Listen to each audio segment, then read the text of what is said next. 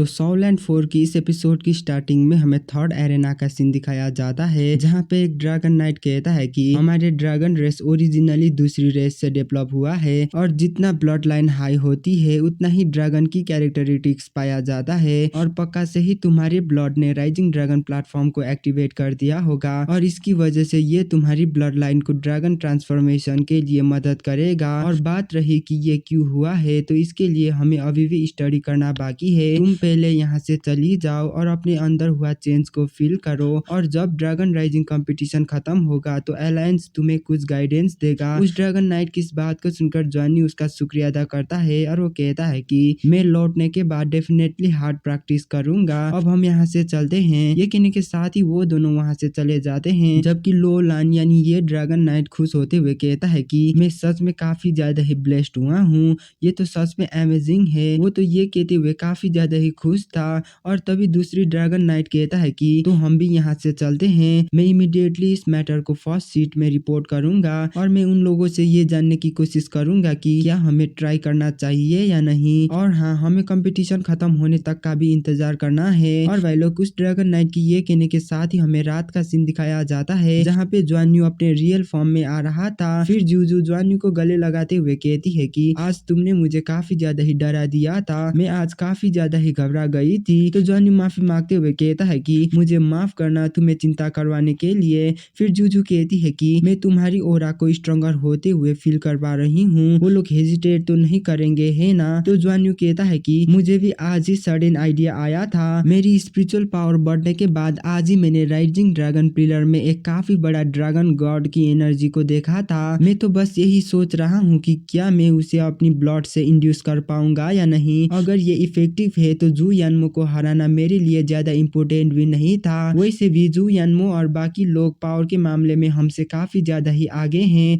अगर मैं अपनी पूरी पावर को उस बैटल में यूज नहीं करता तो शायद मेरे पास उसे हराने की थोड़ा सा भी चांस नहीं होता। इसीलिए मुझे रीजनेबल तरीके से ड्रैगन गॉड ब्लड लाइन को यूज करना था और मैंने उस टाइम में जाओ बाओ को ये कहा था कि जब मैं बेहोश हो जाऊंगा तो उसे चिंता नहीं करना है। मैंने उस टाइम में प्लान बनाया था कि मेरी ड्रैगन गॉड ब्लड लाइन को उन ड्रैगन नाइट्स के सामने दिखाने की। अगर मैं ऐसा करता हूँ तो मैं फ्यूचर में फाइट करते वक्त कोई भी सस्पिशियस के बिना इजीली ड्रैगन गॉड ट्रांसफॉर्मेशन को यूज कर पाऊंगा। जॉन्यू की इस बात को सुनकर जूजू एक स्माइल के साथ मन में सोचती है कि जॉन्यू अब काफी ज्यादा ही बड़ा हो चुका है और ये बात अभी से भी पता नहीं है कि ये कितना ज्यादा ब्रेव और होशियार हो गया है। Even super God power house से फाइट करते वक्त भी ये बिल्कुल भी नहीं घबराया था और इसने उन लोगों से लड़ने के लिए अपनी ही फुल पावर को यूज करा था। और तो और अभी जो भी कुछ हुआ है ये सभी चीजें जॉन्यू के प्लान के अकॉर्डिंग ही चल रहा है। मैं तो सच में काफी ज्यादा ही प्राउड हूँ कि इतना अमेजिंग लड़का मेरा बॉयफ्रेंड है, इसीलिए मैं भी हार्ड वर्क करूंगी और काफी स्ट्रांग पर्सन बनूंगी। जूजू तो ऐसे ही सोच रही थी, जबकि जॉनी जूजू को देखते हुए कहता है कि तुम मुझे क्यों इतना ज्यादा प्यार से देख रही हो, क्या तुम मुझसे चार्म हो गई हो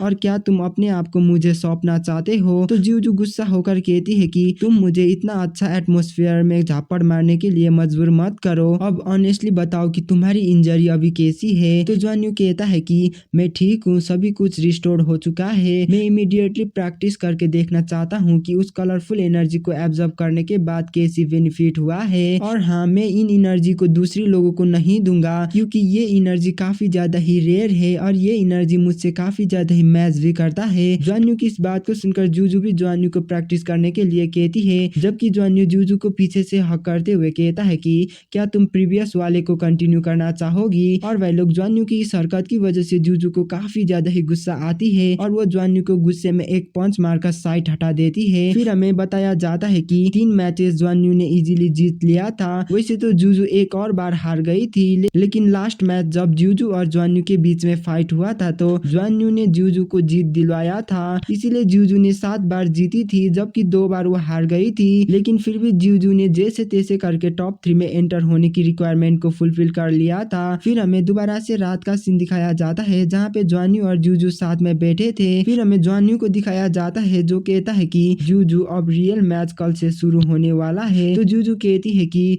मैं समझ गई, क्या वो बस एक कंपटीशन ही नहीं है, मैं तुम्हारी माउंट बनूंगी। फिर जॉन्यू जूजू को कहता है कि मैं तुम्हें कैरी करता हूँ। तो जूजू भी जॉन्यू की उस बात को मान जाती है और वो जॉन्यू के ऊपर आती है और फिर वो कहती है कि ड्रैगन जियोलान तो चलो शुरू करते हैं।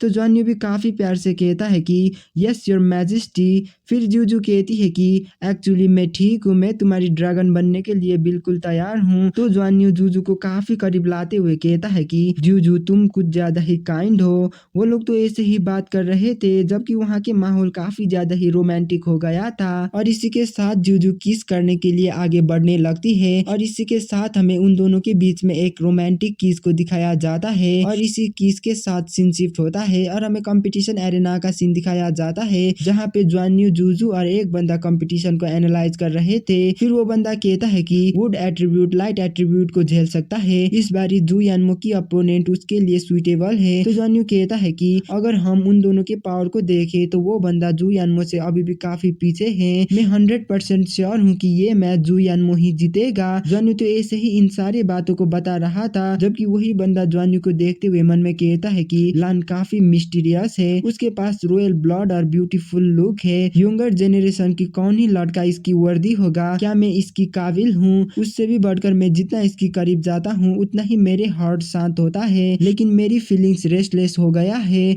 मैं सच्ची में इसे पाना चाहता हूँ। ये बंदा तो लान के बारे में ऐसे ही सोच रहा था जबकि इसी के साथ एरेना में दो बंदा एंटर कर गए थे। पहला वाला बंदा तो जू यानमो था जबकि दूसरे वाला बंदा जेंग सुडे था। फिर जेंग सुडे अपने हाथों को ऊपर उठाता है और इसी के साथ उसके बॉडी से ग्रीन ऑरा बाहर निकलने लगता है और इसकी वजह से चारों ही तरफ पेड़ उगने लगा था, जिसे देखकर यानमो इस पेड़ के साथ आगे बढ़ने लगता है। फिर हमें जुआनयू को दिखाया जाता है जो कि उन दोनों को ही ध्यान से देख रहे थे और उन दोनों को देखकर जुआनयू कहता है कि रिजल्ट ऑलरेडी ही डिसाइड हो चुका है। और भाई लोग जुआनयू के ये कहने के साथ ही हमारा ये वाला एपिसोड यहीं पे खत्म होता है।